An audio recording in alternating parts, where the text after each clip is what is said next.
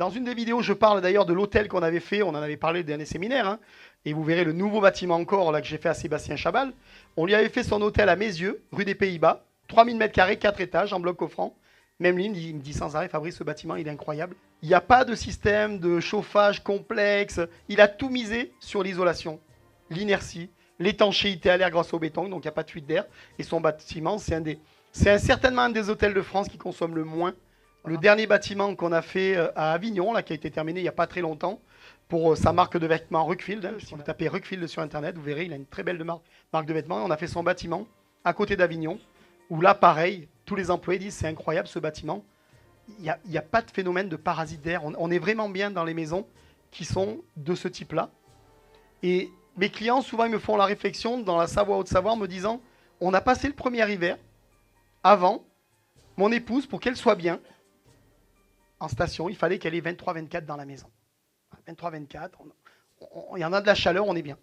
Il me dit aujourd'hui, c'est bizarre ce phénomène, quand on est à 19-20, ben, elle ne fait pas de réflexion en disant on n'est pas bien, en mettant la petite laine, vous savez, devant la télévision. Pourquoi? Ben, ça s'explique par le phénomène de le froid et le froid ressenti.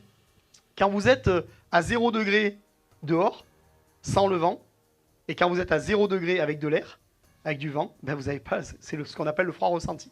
Dans une maison, c'est un peu pareil. Lorsqu'on a des parasites d'air, en plus de chauffer les moineaux, hein, parce que si on chauffe une maison qui est une passoire, c'est les moineaux qu'on chauffe aussi, hein, eh bien on est mal dans la maison parce qu'on a ce qu'on appelle des parasites d'air. Et l'été, c'est inversement, on doit climatiser nos maisons parce que ce sont des passoires. Alors c'est en train de changer, hein, forcément.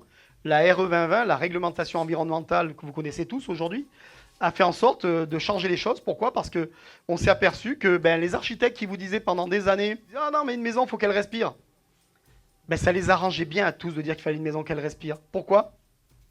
Parce qu'on n'avait que ça sur le parc français. On en a encore. Hein. On appelle ça des passoires. Ça porte bien son nom. Hein. Passoires énergétiques.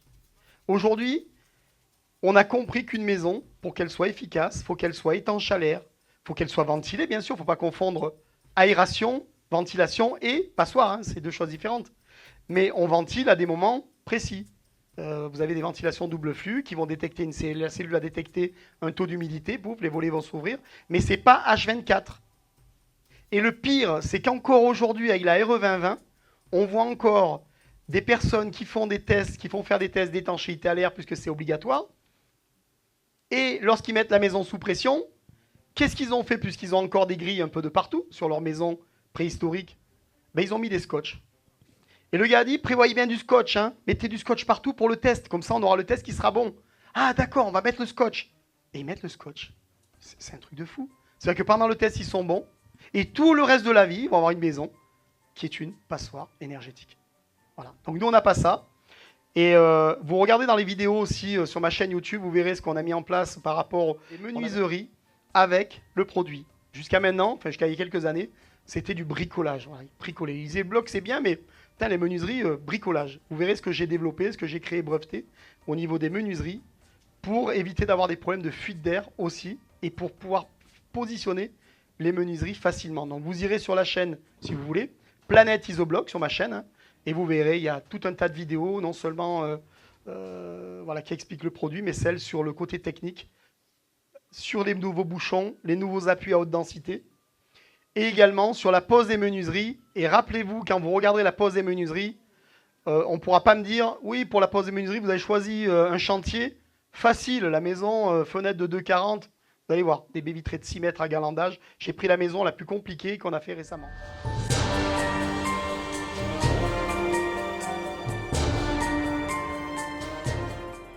Dans les séquences suivantes, chaque corps de métier trouvera des éléments précis concernant sa pratique.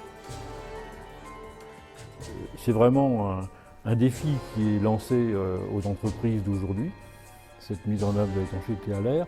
Tout le monde doit se sentir concerné. Il faut à un moment aussi former tous les autres intervenants pour leur donner les bonnes méthodes, les bons modes opératoires, les bons produits et la notion de, justement, de performance à atteindre. La complémentarité entre isolation et étanchéité prend tout son sens lors de la réalisation de l'enveloppe. Une idée fortement ancrée dans les esprits concerne les matériaux employés pour la construction. Nous pensons naturellement que ces éléments sont parfaitement étanches et que si l'air parvient à traverser les cloisons, cela ne peut se faire qu'au niveau des joints d'assemblage ou de dilatation. Or, à l'exception du béton banché, qu'il s'agisse de briques, de blocs béton creux ou de béton cellulaire, tous ces matériaux sont poreux et laissent passer l'air à travers leur structure ou leur liaison. L'application seule d'un isolant contre une structure en bloc maçonné ne rend pas la paroi étanche même s'il est posé sans discontinuité. Un isolant ne peut remplir sa fonction de résistance thermique que s'il est disposé dans un milieu étanche. Parcouru par un flux d'air, sa capacité isolante diminue. Le béton banché est un matériau étanche à l'air. Toute l'épaisseur de la paroi constitue donc le plan d'étanchéité à l'air.